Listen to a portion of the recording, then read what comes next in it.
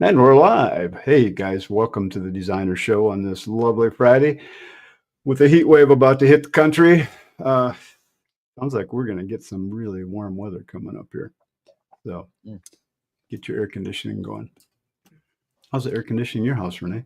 I'm going to move. You still having trouble with it? I don't have one, I haven't needed one, so. Oh my goodness. Yeah. You'll probably be hanging out. Just get you one that exhausts out the window. Sits on those aren't so bad. I know, I've been so stubborn about that. I just don't like the look of it. I'm like, my dad's in my head going, if you're going to do it right. Well, there you go. Yeah. You only need it for a few days a year, right? Put it in the closet when you're not using it. Yeah. I have one of those. I used to use it in an office that didn't have very good air conditioning. And my son's using it. They live in an apartment. And their wall air conditioner doesn't quite do it. So we should actually do a community challenge, and I would show what my house floor plan is, because to me, it was really clear to me that someone bought plans online for this house. Okay. Because the top floor, I have an amazing view, and it's of San Francisco. Okay. And the top floor has almost no windows on it, which is the main bedrooms. That's weird. Yeah. Everything is oriented backwards. It's facing the wrong way. And definitely was not designed for your site, was it? No, not at all. That's too bad. And no one in their right mind would have done that if they had seen the site. So it's like, I don't know, they definitely. So I think it'd be funny to see the community challenge, to see how people would retrofit it and what they're doing to flip everything around. just jack it up and turn it around. No big deal. Tear off the top floor.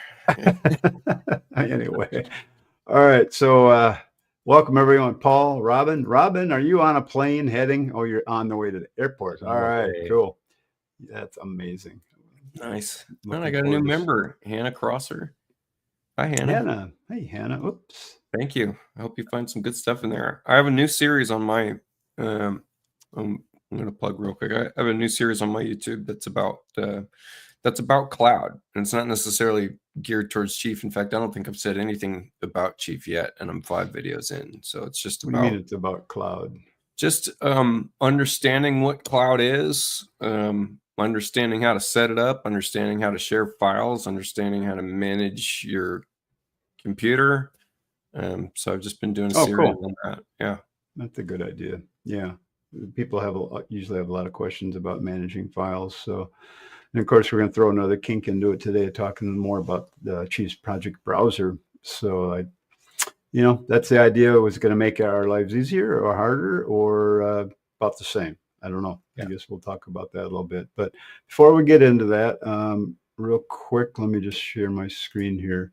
So if you're on the Designer Show page, you can scroll down here a little bit and get to the PDFs for what's new in Chief X17.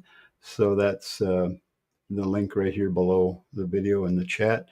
And you can find that PDF, which looks like this.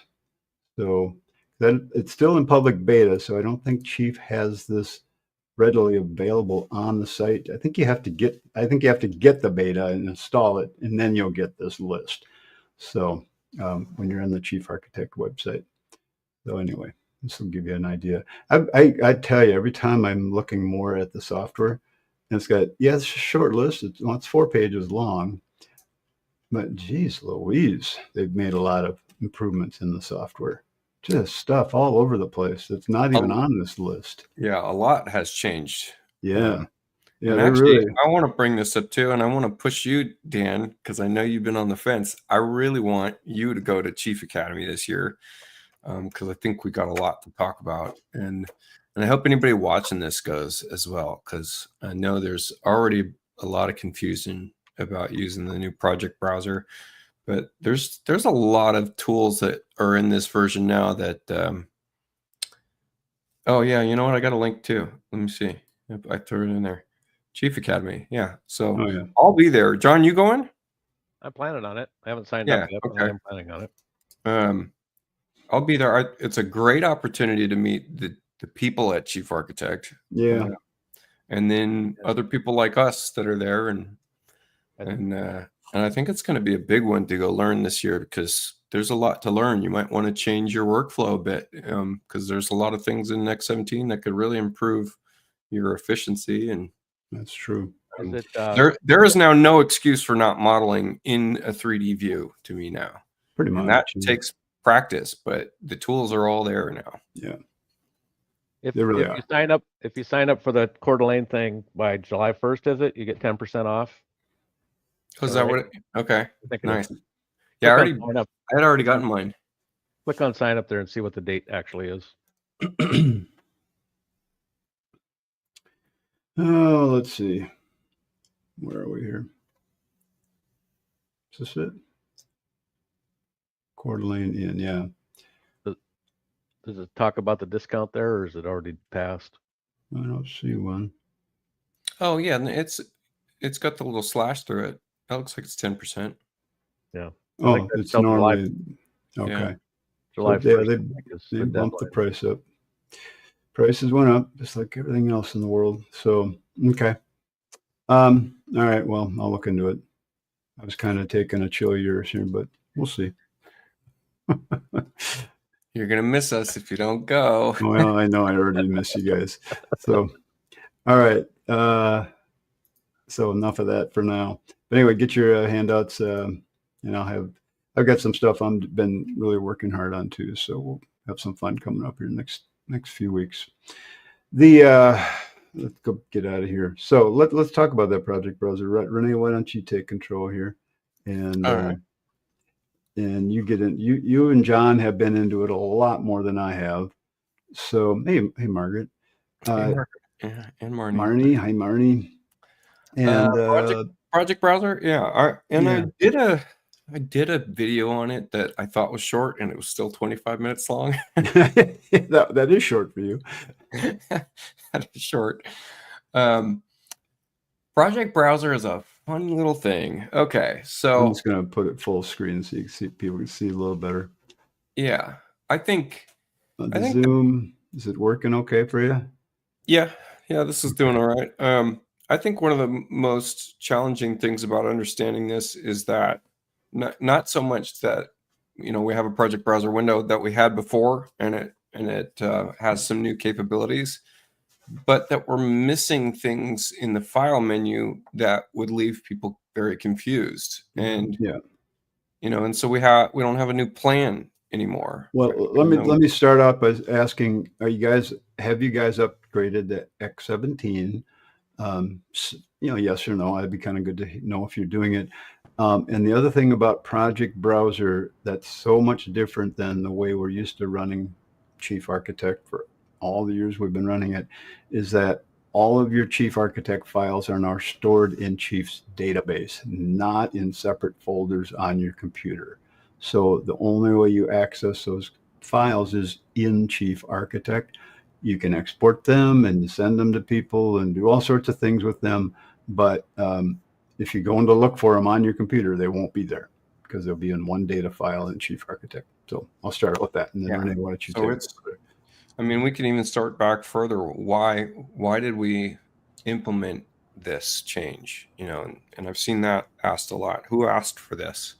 And it's not that people asked for it specifically. It's that it was one of the top support calls Chief was receiving, and they're built on their software support. So that's a big part. Calls meaning that people were complaining like their files were lost and everything. Yeah, they're missing their files or missing assets. They will go share a plan file with a colleague, and all of a sudden they get all these missing texture files, or they're missing the PDF that was supposed to be in their layout, and it's not there. Yeah. And so they're trying to understand what's going on with that is one thing.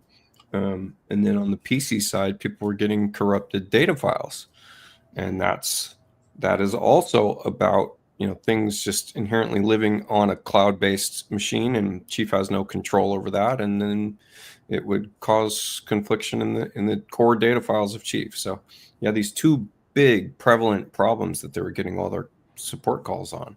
Okay, so that makes sense. Project management says, hey, you guys don't know how to manage your files clearly. we'll do it for you. Well, that's how I look at it. and I think once you get used to it, it's going to be really a nice benefit, a nice bonus. Yeah. They've been working on this for years. I mean, a long, long time. Yeah. And as far as I know, it's been 4 years that they've been working on this. Yeah, they've been talking about it a long time. And we start digging into what it can do and how it manages things. It's pretty amazing. So you can tell there's been a ton of effort put into this. By the way, hi Kevin, how you doing? Nice to see you. So the solution that's been brought forward, like Dan said, is that we're taking all your files and we're basically they're doing like a container file or an encryption. They're scrambling it, so you don't even know what to look for to find your data files anymore.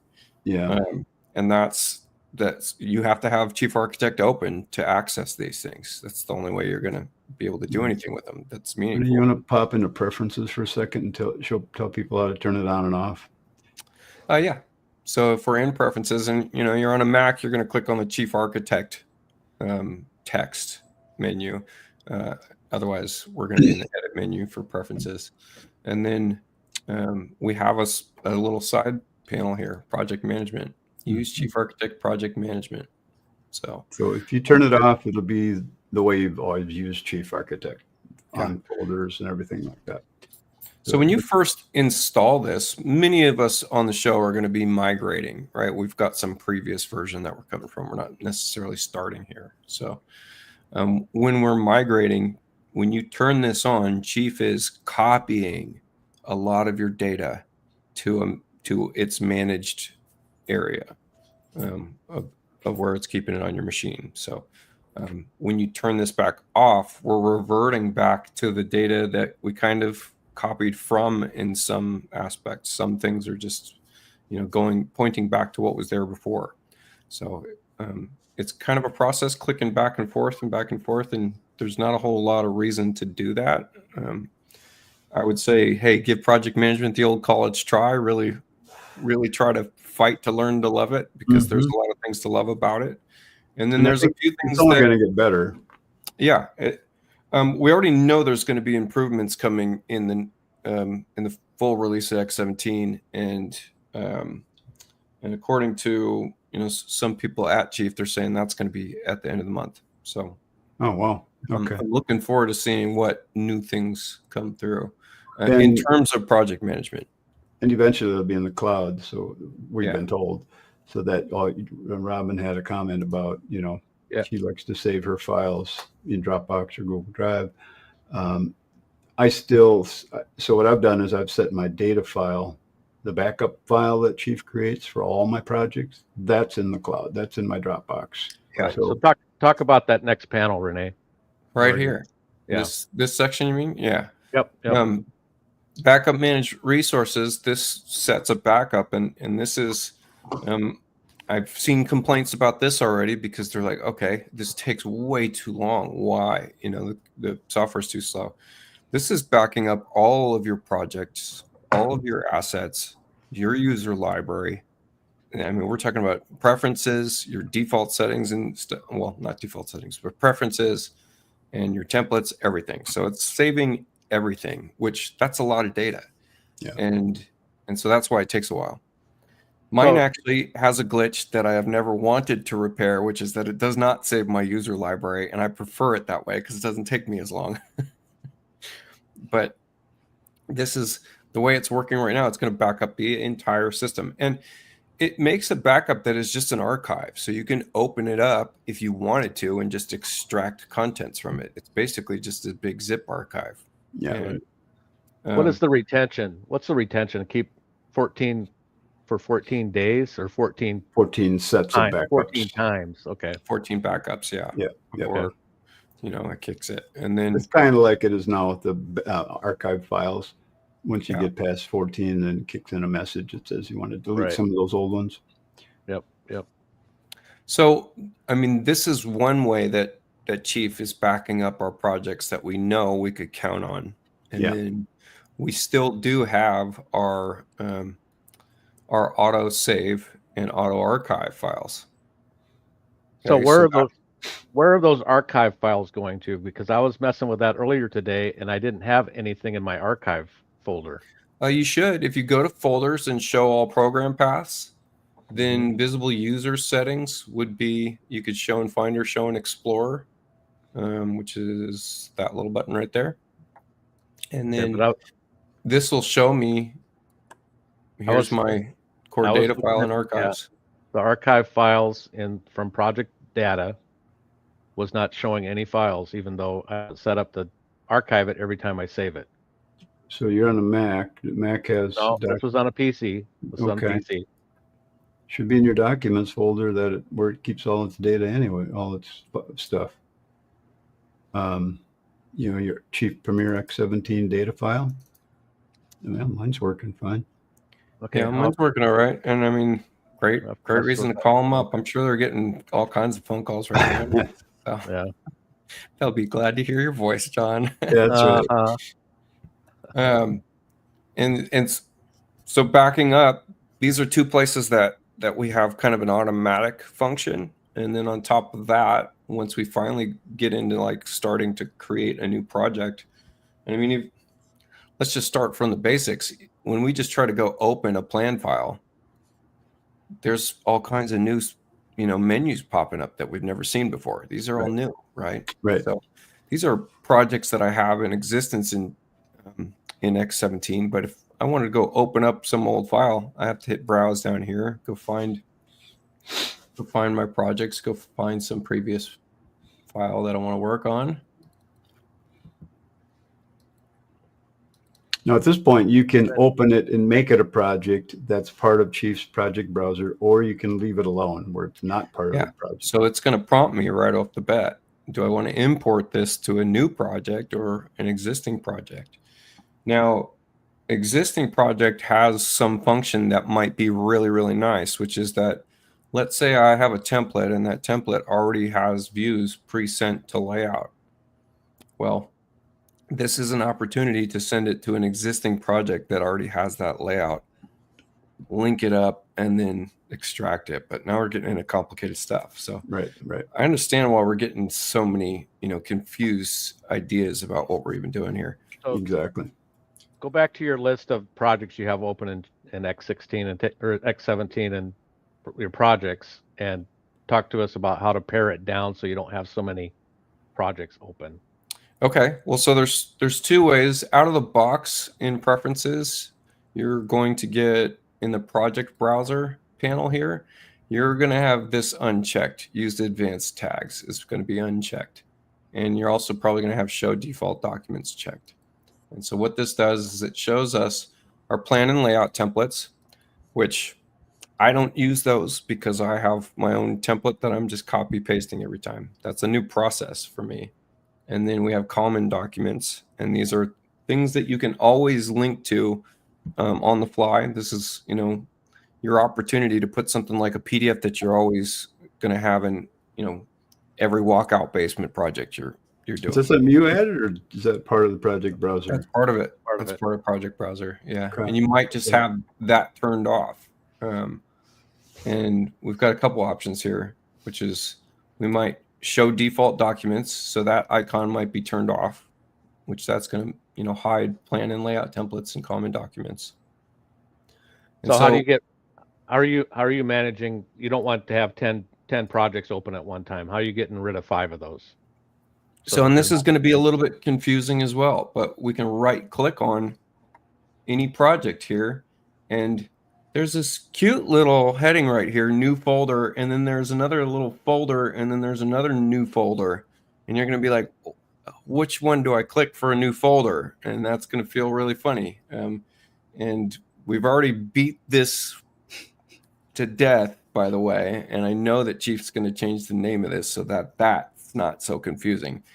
But when you click on new folder, what you're doing is we're kind of calling it in the interim, you're creating a new folder tag. The best way I can relate this to people is if they have used Gmail before, this would be similar to a label or some kind of a container, if you will. A tag can be applied to any number of projects you want. You can apply multiple tags to projects. So I'm going to create a new folder as just a test projects. Oops, we're off the screen. And this folder is still being kept in your Chief data folder, right? Project browser. Project This browser. is in our project browser, yes. And once we create this, it's now, it lives inside a Chief. That's the only way you're going to access it. Okay. So if I click new folder, it's just producing what are called basically tags. And so I can say, hey, test project here for a tag. And then I can even right click and say, add another new folder to this, which again, confusing name. And Yeah, so this is a subfolder level. And so you can organize things if you want to based on type of project it is, what the client is, maybe is a way you would organize it. If you got a repeat, client, if you're working for contractors or something like that. Maybe you want to organize it by year because you think you're going to store all that data in Chief. Number of different ways that you can set this up. And so this works very similarly to the way our library browser works currently, which is this creates a filter. And so we have to hover over this filter and click it off to see our files again, right? If nothing is within that filter. So let's say instead that I'm going to apply to this project I have here, I'm going to get into those folders and I'm going to find that new test project. In fact, I'll even put it in the subfolder and click apply. I know this is real small on the screen.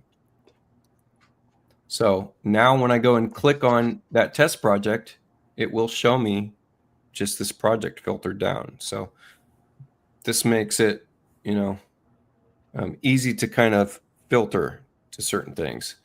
Now, if you don't like this typical tree structure, you could get into edit preferences and you could get into that project browser panel and choose use advanced tags. And now this is truly exactly like the library browser's tags. And so it's similar, but there you go. There's my test project. So it still has, here's the subfolder tag. It's just that you can stack these tags up if you want. Use multiple at once in a way that doesn't look like a tree. And then we get into, okay, how do I back up a project or share a project? And that's the big question. And then we'll touch on one last thing before my head's going to explode, which is that there's no save as, and that's really confusing to a lot of people. And not just you all out there. It's confusing to us as well. That's what we're. But at the same time, I like the way they changed it.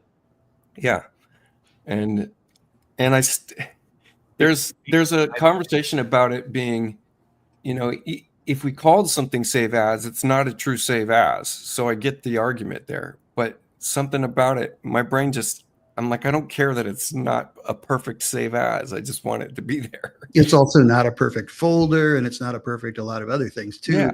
And you were okay with those, so why not? Yeah, we name those things. Let's just keep save as. Yeah. So it's different from a save as. The process is different, and arguably it's better, but it's just still very confusing. So what did they do instead? Let's talk about that for a minute. What they do. So I'll give an example. I've got the template that everybody knows I sell these templates. My template comes with a bunch of folders, subfolders, etc., and then a couple plan files here. Now, if I want to go draw, I'm going to make a copy of this entire project. So, and mind you, I also have it pinned. Right now, it's set to unpin if I want to, but I have it pinned so that it's at the top of my project browser. And this is what I'm going to work from. I'm not going to work from a template file per se. I'm going to work from a project that I've created. The pinning thing's kind of nice because that's where you could keep all your current projects you're working on. Just pin them to the top so they're always there on the top. So that's kind of handy. I'm going to make a copy of this template, and this will now be my new project I'm working on. So whatever, test. Blah, so blah, Renee, blah. It's conceptually you've created a template project as opposed to a template layout, template plan. Yeah, but it is just a project that I've pinned. But yes, I would call it my template project. And then I'm going to open up my plan file and start drawing. Now, here's where the save as is very confusing, but I do think it's much improved, which is let's say that this is now my as-built, but I drew it in my new plan file. I did that for a reason, because as I'm drawing, I don't need to hit save as right now, which is what we would have done, if I wanted to make a copy at this point, right? Instead, because I already have another plan here, and you could put any plan here, I can just do this, replace with. And the really nice thing about this, and the reason that this is not a save as, is because this retains its links. When you do a save as, what happens is all those assets break their links to what they were linked to before. Traditionally, that's what a save as would do. Is it still doing that same thing when you do make a copy now? Is it breaking all the links, or I assume it is, right? It won't if you do this. And the other thing about a save as is, if we did a save as, our active project we're looking at on the screen is now what we saved it as, right? So that's how this differs from save as, is I get to say replace with, and then I'm going to lose my mouse cursor every time I zoom. It's going to prompt me to tell me, hey, this thing you're trying to replace is already sent to layout. In this case, for me, I'm still going to say replace, and it gives me either common documents or anything that's in the project that I have open. And that's important to note. That's why I said earlier, when you're importing a project, it might be beneficial to import it into something existing. So here we go. I get to choose my plan that I have open currently. I want you to notice that this did not change. That's why it's not a save as. We didn't change what file I'm working in now. So that if I come in here and start drawing my addition like I planned to do, when I go open up my layout file, you're going to see that there's my as-built. Next page, there's my new. So this ends up working really efficiently and quickly, but it takes a while to kind of wrap your head around that process, because it's totally foreign. So that Renee, talk a little bit about how that option is available via the project browser, but if you go into the file menu, that's not available. Yeah, I would. You know what I do, Kevin? Delete the file menu. Yeah. You don't need it. You really don't need it. It's a funny thing, because I'm with you. As soon as I open this up, this is just foreign. It just seems so foreign. There's all these new things in here that aren't immediately intuitive to me. So, but yet, if you're working within the project browser, the idea of being able to replace something in the project, and therefore in the connection between layouts and plans, makes great sense advantageously. So just stay there. Yeah, totally true. Okay. So I'm just gonna say this one last thing, and then John hit me with some questions. But I want to back this up. I want this on my machine. I don't like it just being here. I feel like I'm naked. I feel like everything's just gonna fall apart if I don't save my stuff to a machine where I can see the actual file, right? Well, you can do that. You can export at the project level, and I will tell you that this was very clever of Chief. Before, in X16, we would do a backup entire project. So file menu, backup entire project. This creates a zip archive, include all of our textures and PDFs and images. And that's how we would share it with another colleague. This is the exact same kind of thing. Is if we go to export, this is going to, let us choose what files we want to include in this, which is very nice in case you have some internal files that you do not want to share with a team member. And then what this is doing is it's just creating an archive, but it's an archive with the extension CA project. And so what happens is when you have a colleague that's in unmanaged mode, when they open that up, it sees it as this full zip file that Chief is now going to handle that for you. And it's going to ask you, where do you want to store these texture files that are in here? Do you want them in your core data, or do you want them under some kind of project subheading, which is super nice. And then if you're in managed mode, this just populates and it brings all those texture files into what's called the asset manager. which is in our tools menu, asset manager. And so this is, kind of the little brainchild of Chief, where they're like, all right, we're going to handle all your assets from now on. One is we're actually going to do pixel peeking, where we actually can tell whether or not you have duplicate texture files or not, and we will consolidate them. And then two, this is where everybody's going to get access to these files, so that no one's ever missing any files. So not only are we seeing textures in here, but we're also seeing PDFs. And so this asset manager is all just an internal manager within Chief that helps you, share files across other users. The main problem with this is we need an education on this process and what it's doing, because I exported this, my team member got it, they get to go work on it, they update it, they draw some new walls. Does that update my side? No, it doesn't. No, so you have to figure out how you're going to manage that part. And okay, so here's an idea. Take this for what it's worth. I've only tried it some. I'm not totally convinced it works yet.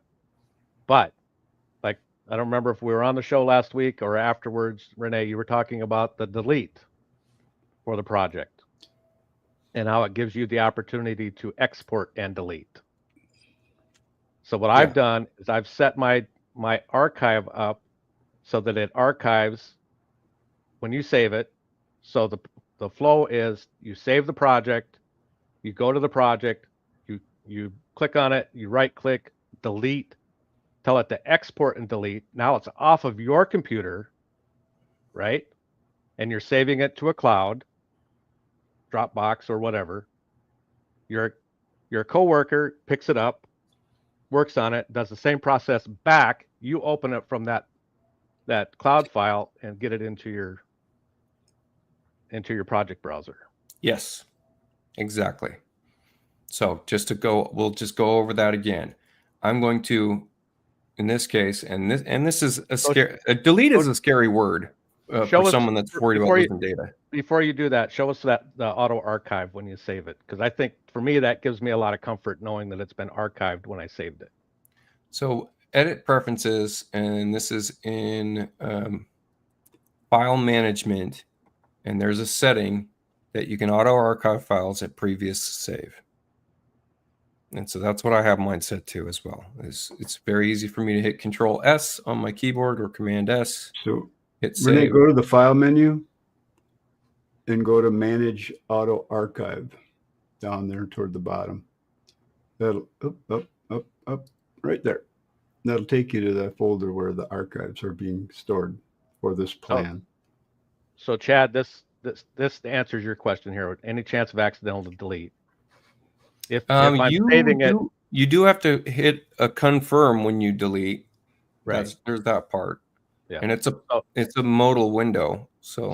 But if something goes wrong, I've archived it on my computer. So if something goes wrong, I still have it. I haven't lost it. Archive and backup. Yep. By the way, I know this is Lance.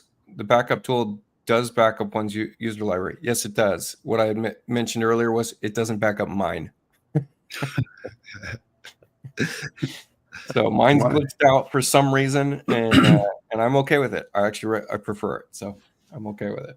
They've got a special code in there just so don't back up Renee's stuff. Yeah. I'm always doing a couple little things. The way I back up is not something I'm going to share here, because Chief will yell at me. But it works really well for me. So there. By the way, I just turned on a feature in our StreamYard that shows the last few comments that people made in the bottom right. Oh, that's what that's. I saw that halo effect there. Yeah. So if you guys like it, I'll leave it for now. But if it's annoying, we'll turn it off. So it's a new feature. It's in beta. So I thought I'd just turn it on and see how it works. So I think StreamYard heard that I was going to delete my account next year, and they've been adding features I might like.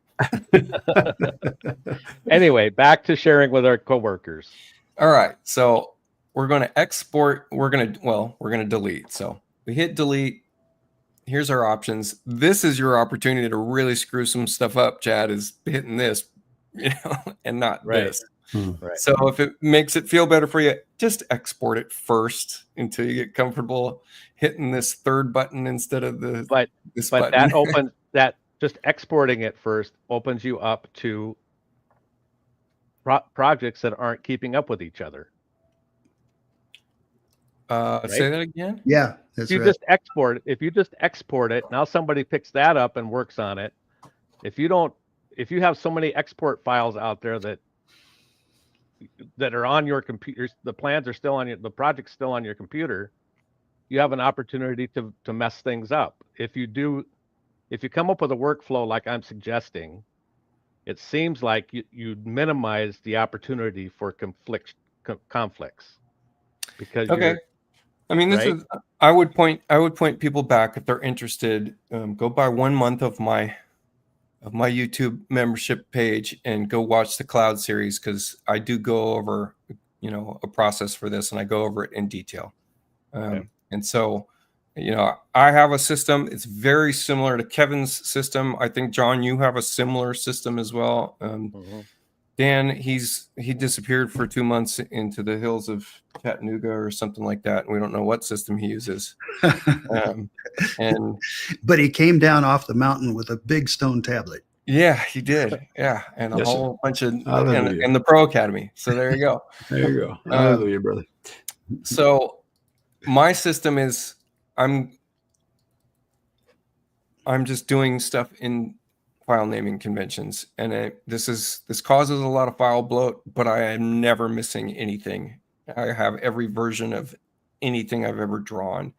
So doesn't matter what the convention is. I would just make historical data up to your risk tolerance is what it is. You just need a system where you can backtrack to a previous version. So you need a way of naming those versions, right? So what I'd be doing, I like how you start that with the date. That's I do a lot of that myself. All my projects are by date first, and then name. And but I do think a lot easier. We each probably like our convention better than anybody else's, but that's the reason we picked it. But but I do think that it depends on how you go about doing things. I start all mine with the client name, and that seems to make more sense to me. But that's just a preference.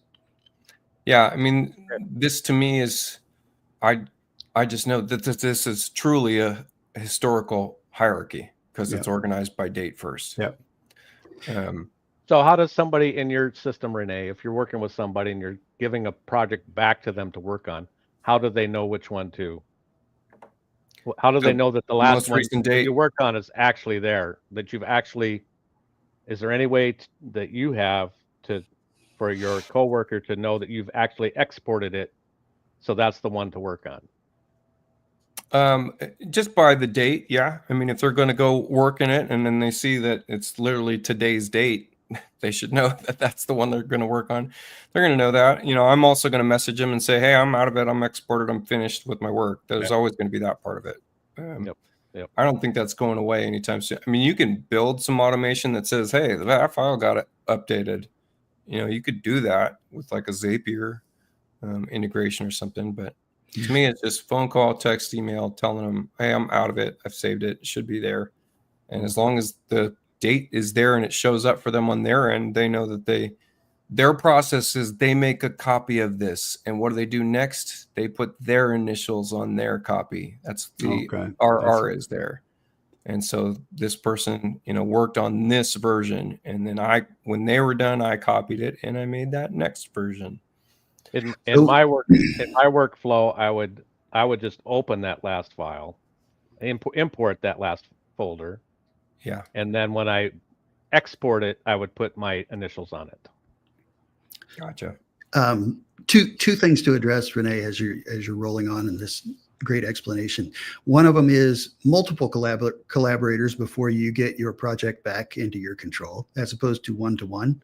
And the other one is, how do you prevent ugly plan buildup? So, you start on a project and you start with one, but by the time you're done, you've got 23.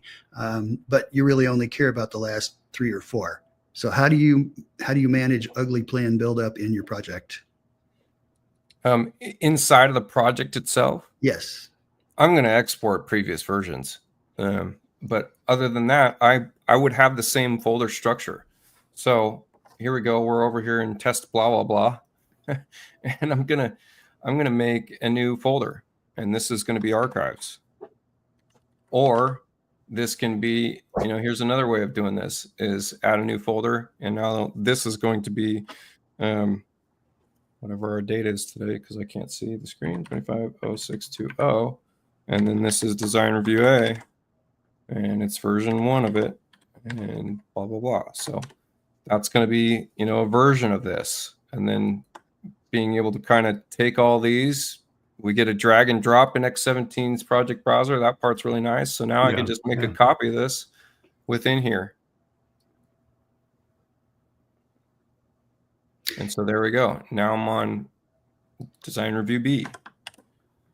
And you can even take this a step further and start going, hey, let's add a new folder. This is design review A and B. And then throw these in there. So we can keep it nice and cleaned up. So while you're doing that, how deep of a hierarchy can you create within the project browser? That sounds like something Kevin would spend all week trying to figure out. Well, yeah, but is there an answer? I don't know that answer. No. Okay. Okay. Deeper than you want to go. Probably deep enough. Yeah. Good. Okay. So take it the other direction. You've addressed that one. The other question I had was, let's see, what was it? Oh, so let's say you're working with multiple collaborators, not just one-to-one. Now what? It's still going to be the same process. When I go and look at this, and by the way, I did just export this test blah, blah, blah. But let's just do it again since I have new folders here. And so here's one way of doing it. Instead of just hitting the delete, I can go in and hit export. I'm going to, in this case, overwrite my existing because I don't care about the existing. This is the one I wanted to keep. And this takes a second. And then we'll delete this. So as we can see, there's going to be a lot of opportunity for learning, a lot of opportunity for flexibility. It's pretty cool. I mean, I like what they're doing because, as we're creating our projects, we all know we got a lot of stuff going on. I mean, with linking and textures, PDFs, all that kind of stuff. So this is kind of a great way to keep track of it. So again, I can only see it getting better and better. So the question I have right now is, shall we continue on this path of talking about the project browser, or should we switch topics to something else? So I'll just double click this to install it. This is the CA project file. I'm just going to do that to just show people that don't know, this is what happens when we double click it. Is Chief's going to be thinking for a second. It's trying to load this up. It's also trying to take all the textures that came from this and check it against your existing textures to see if there's anything new. So the perceived slowness that you might be experiencing is because Chief's doing a lot of work to make sure that you've got all your assets. And there we go. This prompts you to let you know, hey, you could open something from this thing that you just imported, but you could just hit close. This dialog box is another confusing one to me. So you could just hit close, and there we go. We can see that this is a new copy. I deleted the previous version, so this would be the experience from the person that you were sharing with. But the name of it didn't change.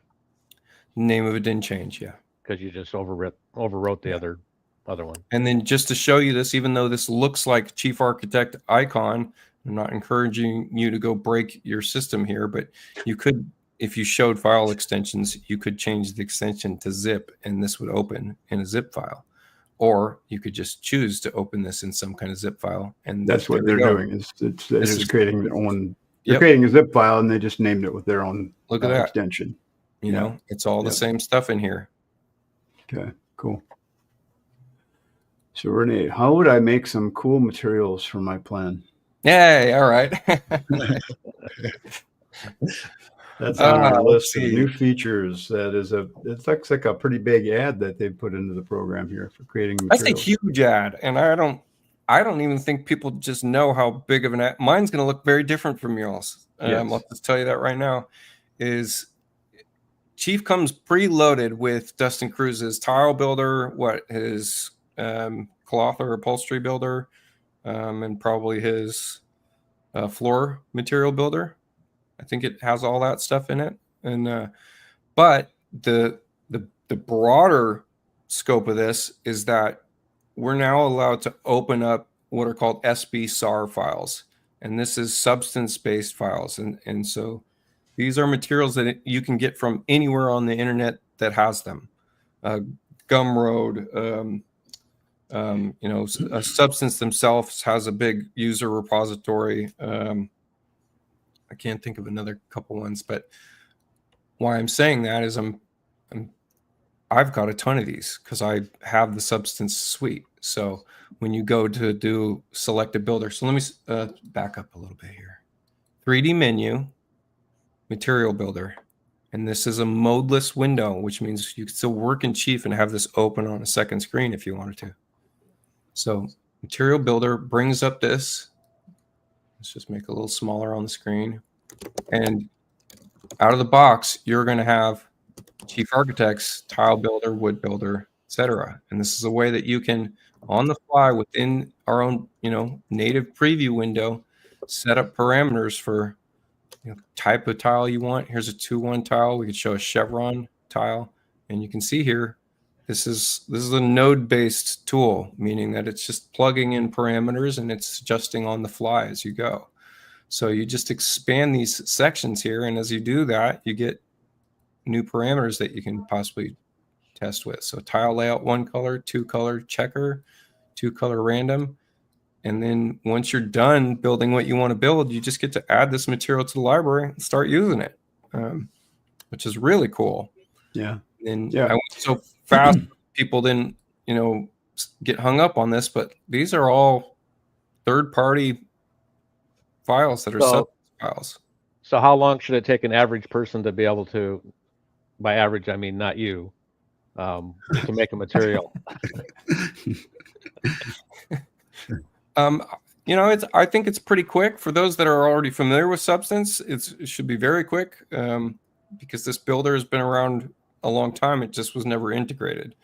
But the tile builder, you're just going to come through here and one by one kind of understand what we've got going on here. You very rarely are going to need more resolution than 1024 by 1024. So, that's what this your is. Your list of the select builder is really long. Yeah. Why is yours so long? Those are other builders that I've downloaded. Okay. And Chief does have a way that you can put those in a root directory. Can you hit your drop down there for a second? Yeah. To see what's on that list. So, okay. So these are all things that Chief has available? No, these are things that the broader Substance community has available. And I have a lot more of these as well. So these are just ones that I was working on. I was looking for some mummy bandages the other day. I'm glad you have those. Yeah, I have in my materials section here, I have a whole, you know what it is? Let's see. Yeah, I have a whole set of Substance ones, but okay. Those are the old tile builders. What's another word for Substance? Is it just in pictures? It's Adobe Substance. Well, these are basically like miniature programs, if you will, that are dictating a path where we've got a node that says, hey, we want something that's checker. And we've got a node that says, all right, we want 2 colors or 1 color. This is just basically a package of parameters that you've set up and built into this particular file type. So for the end user, this just makes it really easy to go, hey, I want to go into Dustin's wood builder and build a wood floor. Unfortunate name that he called it wood builder. I think it should be called wood floor builder, but we'll talk to him. We'll talk to him in August. There we go. Yeah. But yeah, this is a way that, he's loaded in here, preloaded in here, things like hickory, and then board color variation. This is just going to increase the variation of the colors in these boards. So you can really get to a lot of different flooring materials very, very quickly. I like how they allow you to, can you put that on the floor and rotate it? Make it bigger and smaller? Yeah, you can change the scale down here, material scale. No, they're showing it on their videos that you can. Oh, I know what you're talking about. Yes. Yeah. I'll give you a perfect example of that. Yeah, which I thought was pretty cool. So that's a different tool that's pretty awesome. We also skipped one thing about those people not using project browsers. They don't get the benefit of using the asset manager, and the asset manager is really a cool tool. So I had limited time to try to model this. So Okay. I did already have a gridded glass texture, and it wasn't in alignment. So previously we'd have to go in to the material editor and kind of figure out how we're going to do this horizontal vertical offset to get it to align. Right. And so instead, now we have this tool in the 3D menu, which is interactive material editor. Oh, wow. Haven't you seen that yet? So the interactive material editor, and I have it on my deal here, is you're just going to click on a material just like you'd use the eyedropper or something like that. And it still has, this is our edit toolbar, it still has component object modes. Okay. Oh, this is cool. So I if like you this needed a to lot. make a copy of a material because you don't want to edit all the materials like Right. their offsets, then you would switch to a component mode. Right. Okay. So I get to click on this, and then it brings up this little gizmo, and dragging. We all know these mouse cursor icons. Mm-hmm. So this, is telling us linearly we're going to be doing something in this direction, and this mouse cursor icon is a stretch. This is a stretch. Yeah. This is a stretch. So we are rescaling with that mouse cursor icon. This is a move and then rotate. So Right. move, I just get to click and drag and line this up however I want to. And that part's what's really cool. nice, is we're just Yeah, getting it's really visual cool. feedback. Yeah. Versus scale, now I'm stretching this, which actually for this atrium is probably more accurate. Probably just leave it like that. So yeah, that's a really cool one. This is great. amazing. This is really amazing. Yeah, this Never is huge for the doing the showers. If you use the material painter now on those other three panes of glass on your skylight there, is it going to paint it according to this or according to the original? Paint it according to this. Okay. So you'll see if I paint this now, because this is a face, it's oriented incorrectly. So the horizontal offset and everything's offset's going to be off. Okay. Yeah. So then if I went back to that tool, I'd go into a component mode to make a copy of this so that I'm not affecting the one on the right. So And is there now a I way can do what I need to do. is there an easier way to reorient it on a face now rather than making a new material with going a different direction? No, you still need to make a new material. That's just, they don't have some way of saying, hey, we've got this main material and then we've got these sub edits. And I think maybe that'll come in future. Who knows? Let me have the screen for a second. Yeah. I'm going to show something here. Okay, so I've got a plan. So I go to my 3D and I go to the interactive adjust material, interactive material editor, and I click on this room. And the first thing that pops up is, oh, well, you want to change all the material that's this wood floor in your plan or just this room. So I could make a copy of this and that would put it in my library then. Or I could just edit the actual material and then every room would change to whatever I'm changing it to. So let's just make a copy of this and it's going to be that. Okay. So now when I see, I'm only changing that room now, which is pretty cool. So this is just a Chief wood floor that I grabbed out of the library, standard material. So this is awesome. I love this. It's always a pain, to create those extra materials. So, So is that doing that on a face? Like if you had a 3D object, would you be able to change that direction on each face, or? I would think, yeah. No, you're still going to have the process of re-UV mapping. So if you have an object that has some core mapping to it, when you edit one face, it's going to edit all of them. It's just editing the material like we used to do in the dialog box. It's just doing it as a live visual. See here I said, don't change the material. So now, yes, it's editing all sides of that box. So if I were going to edit each side, I would have to make a copy of each side to edit just that component of that box. But you could, instead of having to figure out what's the angle, like if you're building a beam out of a solid, you could have a different material for each side, but you could go in here and adjust it with this tool rather than figuring out what angle it has to be. Yeah. You just have to have three different visual feedback on like trying to adjust the beam angle, right? I mean, that part's real nice. Yeah. So here I made a copy. Oh, so I need to select. I wish they had one more aspect to this tool, which would be the make parallel perpendicular would be an obvious add for me. Oh, sure. Yeah. All right. Cool. I like it. We've got so much to go over, and it's already done. We're we done? didn't even touch any of the line items here. Let me show you. I'll show you one thing I really like. Okay. I don't think this was on the list. So you go into a room, open the dialog. I need to change the floor system to something else. I'm going to edit the structure for that room. I'm going to make it 9 1/4, 2 by 9 1/4 lumber.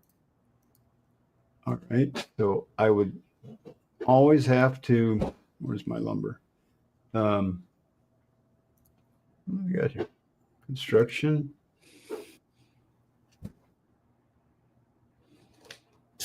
Where is it going?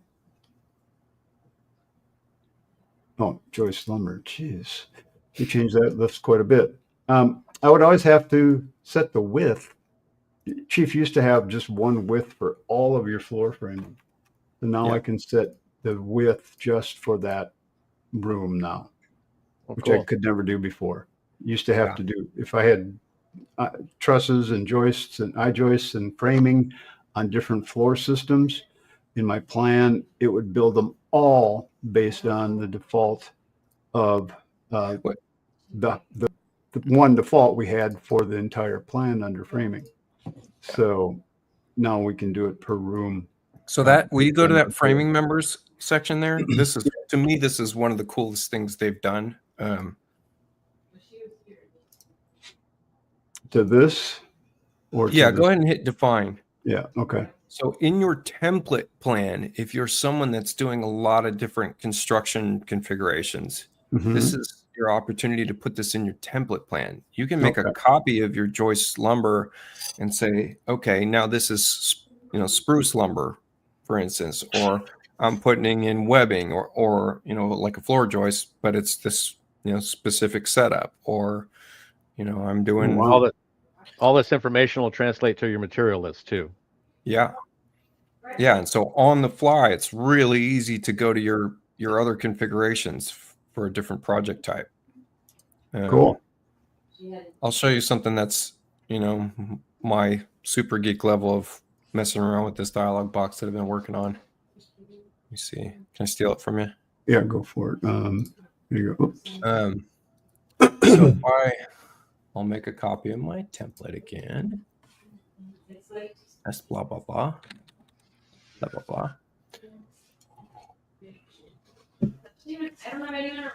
Just draw this out. Somebody's got some background talking going on. Was that Kevin? Oh, I'm sorry. That's my daughter. So I'll do the same thing. I'll mess around with my structure real quick. I'll just say that this is,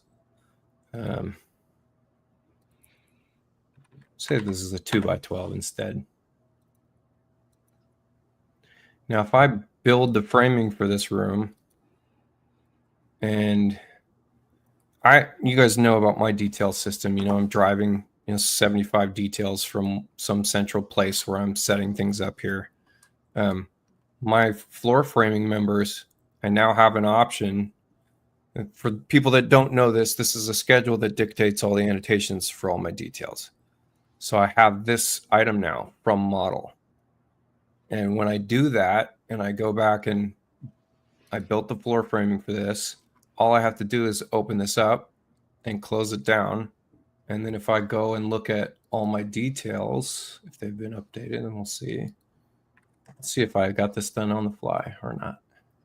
I'm embarrassing myself. Well, not yet. Oh, except for I realized that I have very few details for some reason that show floor framing. That's what's really dumb. Let me just get back here. Dang it. It didn't update. Someday, Renee. Someday I'll be like doing pretty good. All right, let me do this one because I know this one works. So I'll do wall framing from model. And because we have all those framing members all have an object information panel. So that's our opportunity to put in there some kind of information that we're driving from. Same as now in X17, we have an object information panel on roofs. So we can do some complex things with them now. So let me just turn on framing. Let's see if this one works.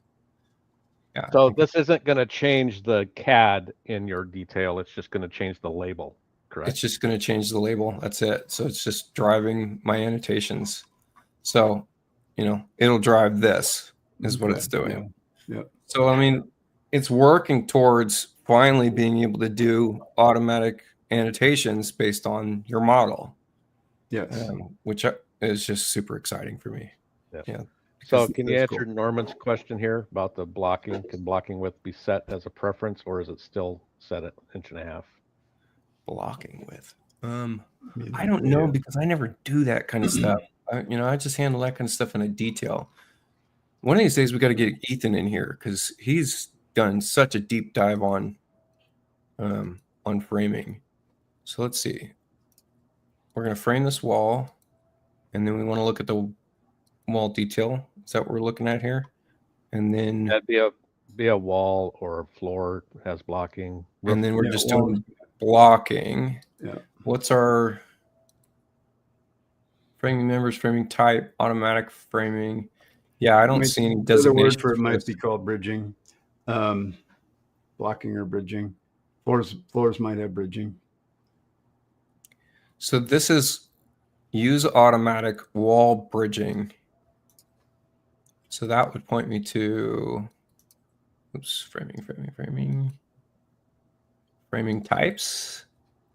No. Framing members, manual framing. Yeah, I'm not seeing it. I see wall framing, but I don't see wall bridging as an option. Or blocking. Yep. Yeah. I can't. So no, I don't see that part. Although manual framing, I mean, what happens if we do that? I don't know. Does that put it in at 3.5? Don't know. Doesn't look like it. Well, you can open the dialog and change it, but yeah, it's kind of defeating. Oh well, yeah, no, it didn't do anything different. Was match depth there? Yeah, I mean, I don't get into the manual blocking stuff. I'm always in a detail for this. I'm the wrong person. One more question. Marnie had a question about, I think it was back here. How do you update your chief architect? So Renee, can you, here, I have it open here. Let me have the screen for a second. Marnie, all you have to do is go to your chief architect account, sign into your account, go to Digital Locker, download product keys and license management. And Dan. Say what? We're going to have to delete this video. You just gave away your key. I did? No, look at that. Stupid ass computer. All right, we'll cut that out. Thank you. That's really weird. Huh. Okay. Well, anyway, you go there. I took you off the screen. You want me to put it back on? I see that. I didn't even realize it was there. Oh, shoot. There it is again. Oh, yeah. I see. I haven't done anything yet. So anyway, it'll be there in your account, Marnie, where you can hit the upgrade to the next version. And then you can do that. So Anyway, Nobody's going to be able to do anything with that anyway because they got to make it available first, and they don't have his other credentials to make it available. exactly. Okay, good. So there. Just got to be careful. With I know that. a guy. I know a guy who could do it. Yeah, I bet you do. All right, you guys. Hey, good show today. So thanks for all your input on the project browser. It is truly, it's truly a great tool in Chief, but it is going to be confusing for a while until you get used to it. So, but I think once you're used to it, it's just like you won't want to go back. Kind of like electric windows in your car. Once you have them, you got to have them every time. That's coming from a guy that used to have cars that had manual crank windows. I don't think they make those anymore. Man, So you guys have a wonderful rest of the day and weekend, and we'll see you in a couple of weeks. And we'll probably just keep going on with some more X17 new features. So next time we've got a bunch left on our list. We'll try to hit in some of those and cover a lot more of the details. In the meantime, go to Chief Architect's website and go to their training videos, because they've got some good videos on some of the new features they've added too. So they've been doing a really nice job with their training videos. So anyway, see you everybody. See you next time. Thanks again. Bye all.